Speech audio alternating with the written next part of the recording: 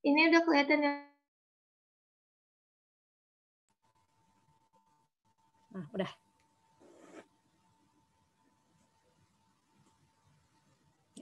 Sudah, Nisa.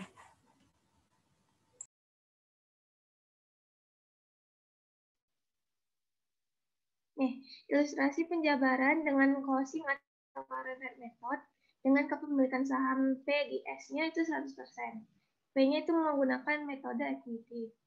Kalau putus-putus dikasih tahu ya teman-teman.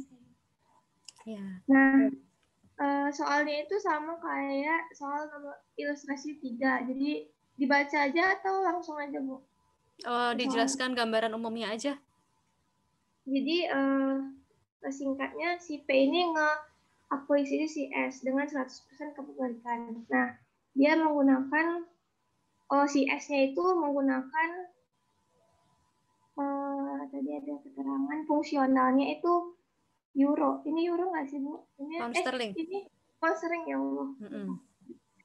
Nah, si S itu pound sterling, sedangkan si P itu menggunakan US dollar. Nah, setelah dilihat neraca S-nya pada saat akuisisi, net asetnya itu sebesar ini 260 ditambah 65. Totalnya 325. Sedangkan si P itu akuisisi sebesar 455 dolar secara kas. Nah, diketahui dari net asetnya itu dikurangin jadi dapat patennya itu sebesar 100 pound sterling atau 130 dolar. Nah, itu dapatnya tadi kan dari 455.000 dikurang 325 dolar. Nah, patennya ini 10 tahun amortisasi. Selanjutnya, dia juga bilang di sini ada ngasih uang muka ke PCS. Putus, Nisa.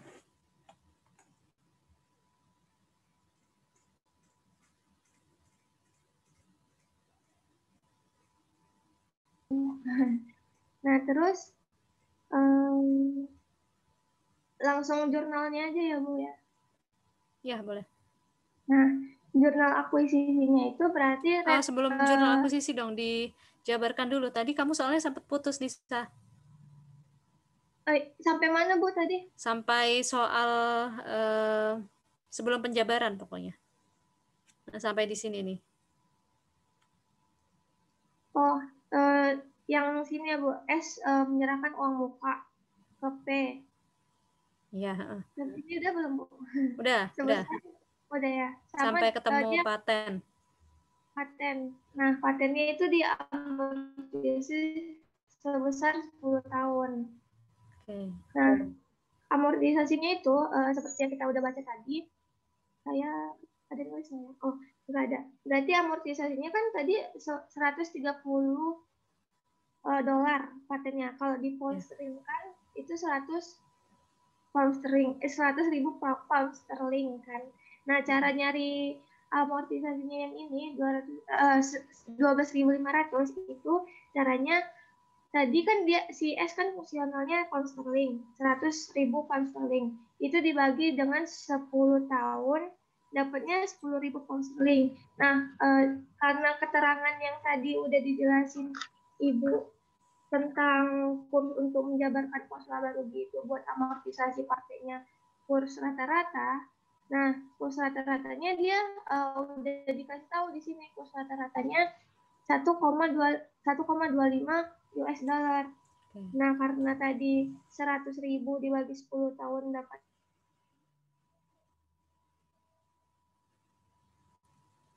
lagi.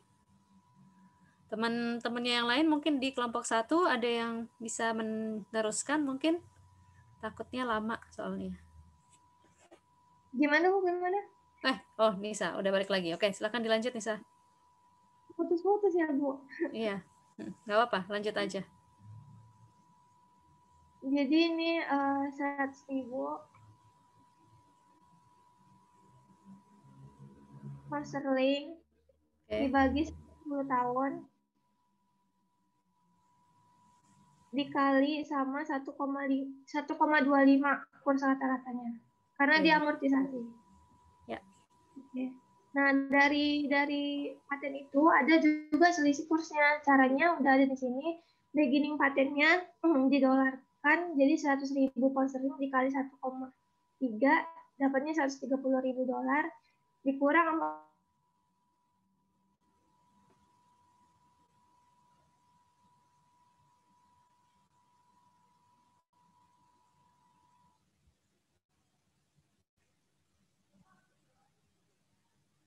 117.500 kan. Nah, ending patennya, cara nyarinya, kan tadi patennya 100.000, dikurang 10.000 amortisasinya dalam pound sterling. Nah, itu dikali sama 1,2, itu kurs akhir tahunnya. Dapatnya jadi ending patennya 108.000. Gitu. Terus selisihnya ini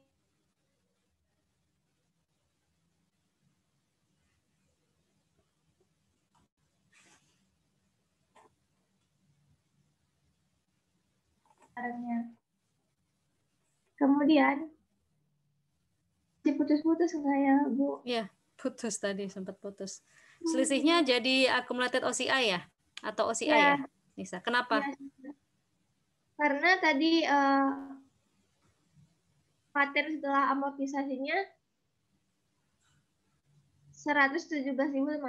Terus ending patennya setelah dikalikan sama kurs rata-rata, kurs akhir tahun, jadinya dapatnya cuma 108. Jadinya loss Iya, akumulasi. itu kan selisihnya ya, penjelasan tentang selisihnya, kenapa ada selisih. Pertanyaan saya, kenapa selisihnya itu dikategorikan sebagai OCI? Karena tadi Bu yang udah Ibu bilang, kalau misalnya pakai current rate, terus kita lagi nyari laba rugi selisih kursnya, itu diakumulasikan ke OCI. Betul. Oke, kalau temporal masuk kemana? Ke laporan laba rugi, jadi other expense kalau. Ya, oke. Sip, lanjut. Nah, terus tadi si S juga kasih tahu kan, dia ngasih uang muka ke P. Nah, tapi di soalnya udah baik, dia ngasih langsung kursnya sebesar segini 78.000. Udah Bu. Terus kan kalau ekuitas, metode ekuitas kan nggak pakai dividen income, pakainya income from S. Nah, di sini dia income from S-nya 93.750. Dapat dari mana? Dapat dari net income-nya S ini dikurang sama amortisasi. Jadi 106.250 dikurang sama amortisasi yang ini. Jadi dapat 93.50.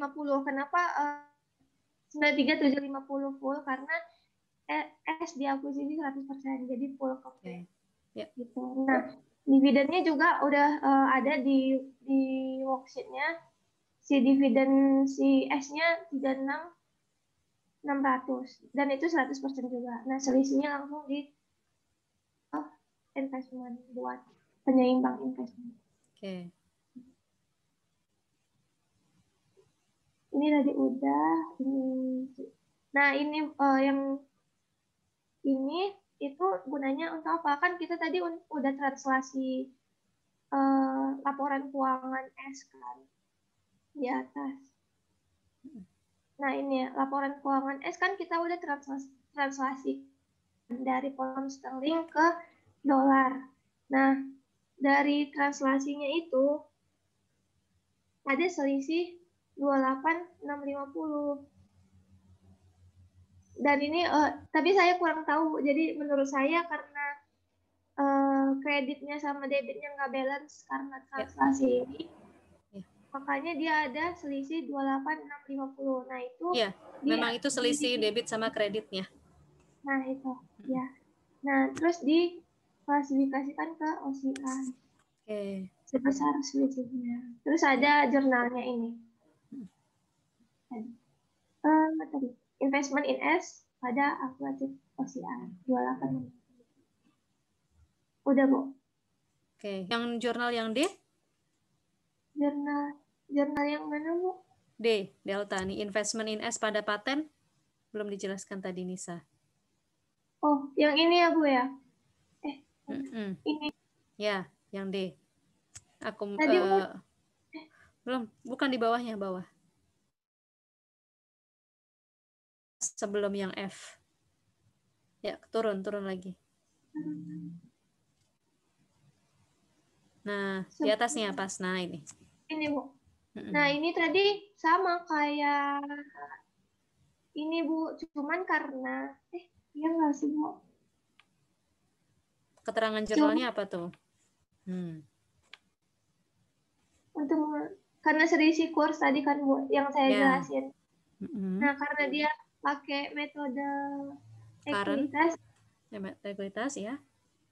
Metode ekuitas dan pakai current method, jadi klasifikasinya ke investment murah tempat. Kalau pakai temporal method muncul nggak? Kira-kira? Pakai temporal method? Itu nanti kelompok ke berikutnya ya. Karena kalau temporal ke ini masih Bu ada expert. Iya, berarti itu hanya untuk current method ya, yang jurnal yang D dan F. Khusus untuk current method di ilustrasi ini. Nanti untuk yang temporal ada dijelaskan oleh kelompok yang kedua ya. Oke, terima kasih Nisa. Saya pengen tanya, dari teman-teman yang lain ada pertanyaan nggak? Yang selain kelompok 1, silahkan kalau ada pertanyaan. Nisa nggak apa-apa, layarnya tetap ditampilkan aja dulu, Nis. Teman-teman yang lain dari kelompok lain mungkin kalau ada yang tanyakan, atau dari kelompok 1 boleh kalau pengen konfirmasi atau ada yang tanyakan tadi waktu diskusi, mungkin ada yang masih bingung. Saya, Bu. Siapa nih? Cantika. Silakan Cantika. Ya maaf banget, Bu, saya mungkin ketinggalan, cuman saya nggak paham hitungannya yang income tadi. Income yang mana? Income yang ini, Bu, jurnal. Pelan-pelan boleh nggak ya? Oh, 93.750 ini ya? Iya, Bu. Oh, nominalnya dari mana gitu ya, nilai sekian. Boleh diulangi lagi mungkin, Nisa? Nah, kalau di metode ekuitas kan kita udah belajar kan di AKL 1. Caranya itu nyarinya salah satunya dari net income dikurangin amortisasi gitu kan. Nah, di worksheet-nya itu udah dikasih tahu net income CS-nya itu 106.250. Karena si S di akuisisinya 100%, maka langsung aja dikurangin sama 12.500. Nah, dapatnya itu 93.750. Ya. Gitu. Jadi dari net income dikurangkan dengan amortisasi ini ya, amortisasi paten ya. Iya. Gitu. Kak. Langsungan gitu aja ya, Bu? Iya. Nanti Cantika boleh baca-baca lagi, dibuka lagi materi AKL pertemuan 2 ya. Itu membahas yang seperti ini juga. Jadi waktu dia kombinasi bisnis 100%, lalu ada akuisisi menimbulkan paten, si parent itu di jurnalnya sendiri ya, bukan di jurnal eliminasi, dia akan mengamortisasi dengan mendebit income pada investment. Gitu. Makanya di sini langsung aja dikurangkan 106.250 yaitu net income-nya S dengan amortisasi paten sebesar 12.500.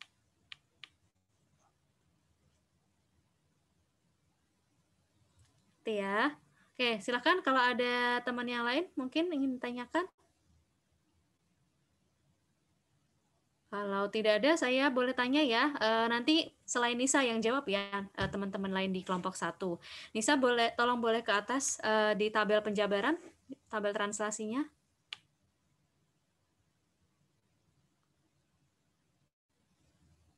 Nah, ya, stop. Oke, nah di sini ada akun advance to pay ya. Itu kan pembayaran advance ya di transaksinya gitu kan. Ini kan transaksinya gitu ya. Tadi ada kombinasi bisnis, lalu muncul transaksi interperusahaan yaitu ini ya, advance to pay ini ya. Nah, di sini tadi di soal dinyatakan bahwa S membayar uang muka atau advance kepada P senilai $78.000 gitu ya. Nah, bisa dijelaskan nggak ini kenapa prosesnya, kenapa bisa di sini 65.000 dapat dari mana? Nominal advance to pay yang di trial balance dalam pound sterling. Itu ada 65.000. Itu dapat dari mana ya?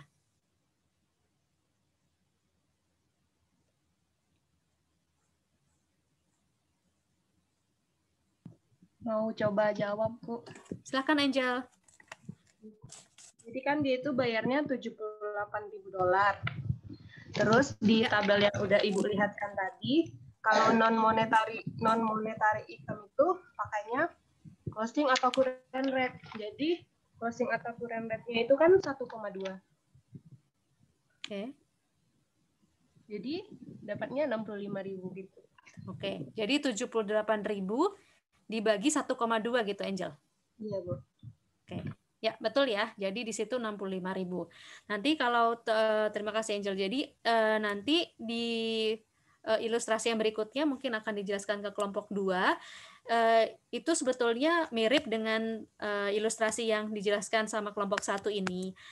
Transaksinya mirip, tapi metode yang digunakan adalah metode temporal. Nanti teman-teman bisa tandain di situ nilai advance to pay itu bukan 65.000 di pembahasan temporal. Nanti akan kita lihat ya perbedaannya di mana, lalu kenapa muncul perbedaan tersebut. Oke, baik teman-teman, terima kasih untuk kelompok 1. Silahkan menyusul kelompok 2. Siapa juru bicaranya?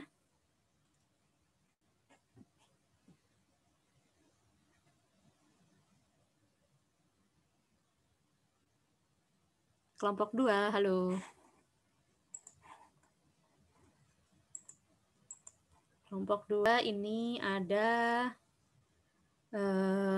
Raffi, Afala, Cantika, lalu Debbie, Eli, Erma, Fahmi, Febriani. Raffi Afala masih Ibu. 1 sampai 8 kan ya kelompok 1. Afala, oh ya, sorry. Afala masih kelompok 1 ya. Ada Cantika, Debbie, Eli, Erma, Fahmi, Febriani, Ferial, Nada, Firaya.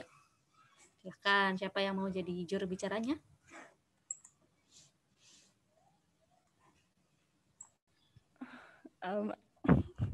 Cantika. Gimana yang ngomongnya, Bu? Kami tadi bercengkrama, Bu, di Cimitnya. Waduh, bercengkrama itu maksudnya apa, bercanda? Enggak, saling ini, Bu. Mulai dari awal. Jadi kami tuh malah hebohnya kok bisa temporal gitu, Bu. Temporal method. Ya, terus kami bahas dari konsepnya, ternyata di ilustrasi 6 itu asumsinya si S udah make dolar, Bu. Udah make dolar. Padahal dia kan perusahaan Inggris. Harusnya ketika transaksi dia makai pound sterling, terus ternyata dia make dolar. Jadi berarti memenuhi syarat yang perbedaan pencatatan sang penyajian, makanya dia make metode temporal. Oke. Ya. Bila mata nasional S adalah US dollar gitu ya. Iya, Bu. Terus kami lihat ilustrasi di atas, ternyata hampir sama kelompok 1. Boleh di-share screen mungkin, Cantika? Bismillahirrahmanirrahim, Mbak, Bu. Ya. Terus saya lanjutin lah, alhamdulillahirrahmanirrahim sampai selesai. ya, silakan. Namanya belajar, Bu. Iya. Udah kan proses ya. Bu? Lagi loading, bentar lagi. Ya, sudah. Oke. Udah tap Microsoft Word-nya ya. Ya, gimana tadi? Ini. Loh. Hilang. Oke, nih. Microsoft ininya, terus ini. Ya.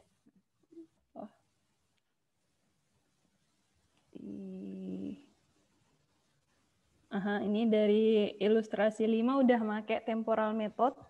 Terus bedanya dia cuma di metode, dia pakai metode cost untuk P-nya, padahal di ilustrasi 6 dia pakai equity. Nah, di equity ini, di ilustrasi 6 ini, penjelasannya sangat singkat sekali, hanya ada satu jurnal di bawahnya, ini, jurnal Indonesia yang berbeda dengan metode cost. Kalau angka yang 74.000 itu kita mengeliminasi pendapatan dari S, itu kayaknya sepertinya 87.000 dikurang 13.000. Sepertinya. Nah, 13.000 dapat dari mana?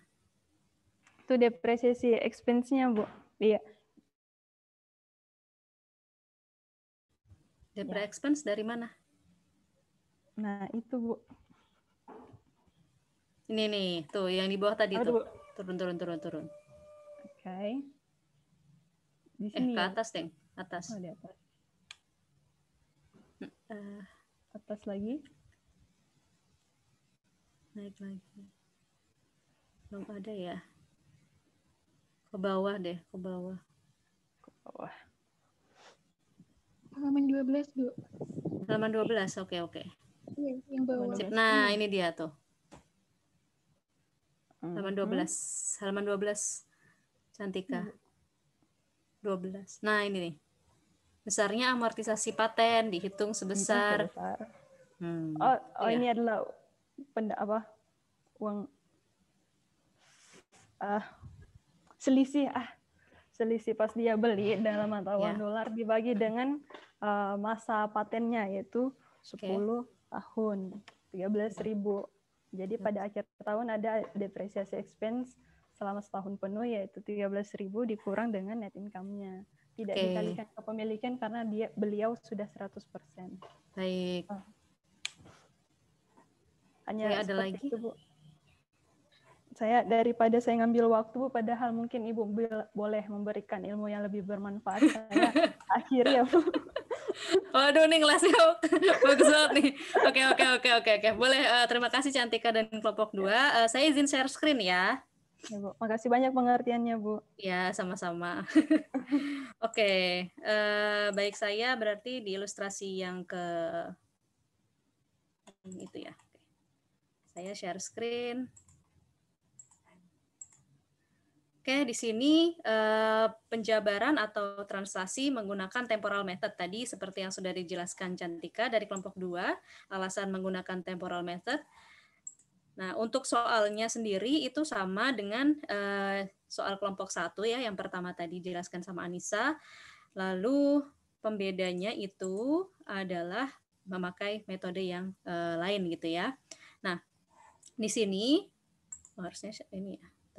Nah, di sini karena mata uang fungsional S adalah dolar ya, maka ini transaksi pemberian uang muka ya dari anak ke induk 78.000.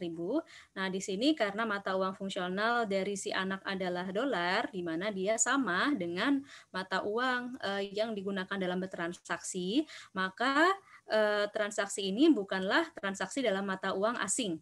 Ya, sehingga S tidak mengakui laba atau rugi selisih kurs di akhir periode. Begitu juga dengan parent ya, karena mata uang di sini transaksinya sama dengan mata uang fungsional dan pelaporannya, maka tidak memenuhi kriteria transaksi mata uang asing bagi si parent-nya.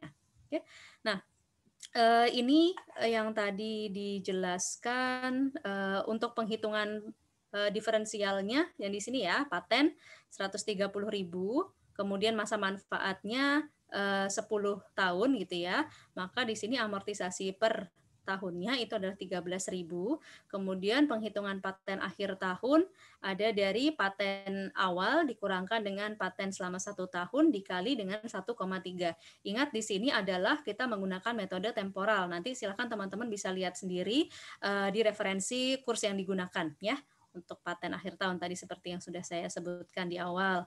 Lalu ada satu perhitungan tambahan yang diperlukan untuk mengerjakan laporan keuangan konsolidasi, yaitu penghitungan saldo inventory terakhir dan cost of sales-nya. Ya, di sini saya jelaskan untuk beginning inventory. Ini perusahaan merchandising ya, jadi kegiatannya jual beli barang dagang. Nah, di sini diketahui beginning inventory nilai dalam pounds-nya sekian, lalu kurs historicalnya sekian, 101,3 sehingga dalam dolar sekian. Lalu purchase pada tanggal pembelian, kurs yang digunakan 1,25 sehingga di sini 337.500. Lalu ketemu beginning inventory tambah purchase sama dengan cost of goods available for sale 390.000. Nah, di sini untuk cogasnya, penghitungannya itu langsung aja di sum ya. Jadi dia tidak dikalikan dengan kurs apapun. Dia merupakan akumulasi dari beginning inventory dan purchases ya. Lalu kita kurangkan dengan ending inventory untuk kursnya, karena di sini adalah apa namanya ya, persediaan akhir, maka kursnya yang kita gunakan adalah kurs akhir tahun, yaitu 1,22. Jadi 146.400, sehingga cost of sales-nya dalam pounds sekian dan dalam dolar sekian. Nah, kalau sudah dapat perhitungan ini, kita udah selesai dengan perhitungan, maka berikutnya adalah kita bisa membuat jurnal investasi di bukunya P. Ya, jurnal investasi menggunakan metode temporal di sini hanya muncul dua transaksi, yaitu pengakuan bagian laba dan penerimaan dividen. Berbeda dengan tadi di metode current method. Ya, kalau current method kan ada penyesuaian selisih kurs akibat paten dan juga akibat translasi. Kalau di sini cuma dua pengakuan laba dan pengakuan dividen. Bu, maaf Bu, izin mengingatkan untuk menutup portal, Bu. Waduh, terima kasih. Saya harus nutup ya. Ya, makasih Namira. Iya, Bu. Oke, yang lain udah absen ya, teman-teman? Sudah, Bu. Saya sudah, Bu. Oke, ada yang tidak hadir nih. Berapa orang nih? Rizky, Debbie, Ferial, lalu Farhan, silahkan diklik hadir. Nur Muhammad adakah? Maaf, halo? Bu, saya ada, Bu. Nur ada ya? Saya udah absen. Siapa nih? Ferial saya udah absen sih, Bu. Di daftar saya udah tertulisnya hadir. Oh, oke. Di saya belum soalnya. Oke. Ya, di itu ya, silahkan diupdate masing-masing. Kok di saya banyak yang belum hadir ya? Putri Natasha hadir ya? Di sini belum hadir. Putri Mandasari hadir, Nur hadir, Farhan Itu hadir ya? Bu. Kenapa? Harus di refresh mungkin Bu dari browsernya. Iya, saya udah refresh barusan. Belum ada. Saya masukin aja ya. Debbie ada? Saya sudah absen, Bu. Debbie sudah absen, di saya masih kosong. Ananda Rizky? Sudah absen, Bu. Sudah absen ya? Oke, hadir semua ya. Oke, ya tutup udah portalnya. Oke, saya lanjut sebentar ya.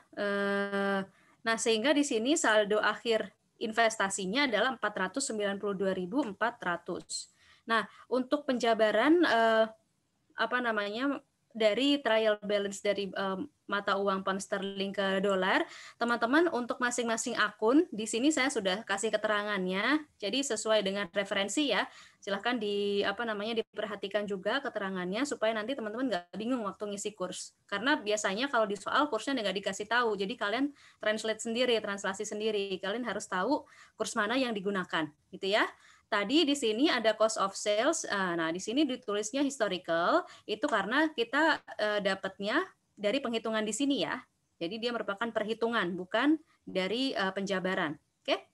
Lalu, nah di sini ada muncul advance to pay nilainya $60.000. Nah, ini tadi berbeda ya dengan di kelompok 1, meskipun soalnya sama ya, di mana di sini dinyatakan bahwa S menyerahkan $78.000 kepada P. Nah, yang menjadi pembeda adalah kursnya, di mana ketika kita menggunakan temporal method, maka kurs yang kita gunakan adalah kurs pada saat tanggal transaksi, yaitu 1,3. Sehingga waktu di pound sterling nilainya adalah 60.000, bukan 65.000, seperti yang tadi di current method. Seperti itu. Nah, untuk selisih debit dan kredit tetap akan diperhitungkan. Nah, di sini karena kreditnya lebih besar daripada debit, maka di sini ada loss ya, exchange loss, dia akan masuk sebagai komponen laba rugi. Nah, berikutnya adalah ini jurnal eliminasi dan penyesuaiannya.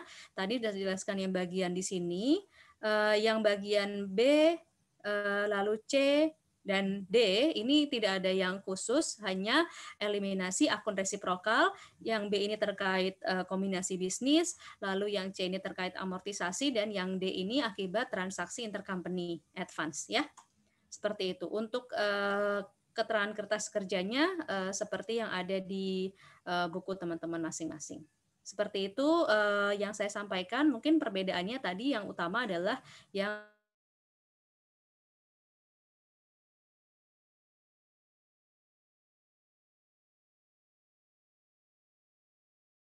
baik, sepertinya kita belum mengcover semua, jadi masih ada ilustrasi yang ketiga dan keempat. Nanti silakan bagi teman-teman yang belum presentasi minggu depan ya, bisa disampaikan. Masing-masing kasih waktu 15 menit deh, biar cepet gitu ya, biar waktunya nggak kemakan banyak. Ya, Oke, baik. Terima kasih banyak teman-teman sudah mengikuti perkuliahan kita hari ini. Mohon maaf waktunya kurang, kita belum sempat latihan soal. Silahkan latihan sendiri. Nanti kalau ada yang ditanyakan di WAG, please ya. Jadi silahkan ditanyakan di WAG. Ya gitu. Jadi saya insya Allah akan membalas. Cuman mungkin ada kalanya saya lambat membalas. Terutama jika di luar jam kerja, lalu di hari weekend gitu ya. Jadi usahakan nanti di jam kerja dan di weekday ya. Kalau ada pertanyaan supaya bisa fast response. Oke, baik. Terima kasih banyak teman-teman. Tidak ada kuis hari ini. Selamat. Selamat tidak ada kuis dan juga selamat puasa. Alhamdulillah. Bisa tidur dengan tenang ya. sambil ngabuburit. Oke, jadi minggu pertama puasa bebas kuis. Oke. Baik, terima kasih banyak atas perhatiannya sekalian dan partisipasinya. Mohon maaf atas kekurangan. Sampai jumpa insya Allah pekan depan ya. Wassalamualaikum warahmatullahi wabarakatuh. Waalaikumsalam warahmatullahi wabarakatuh.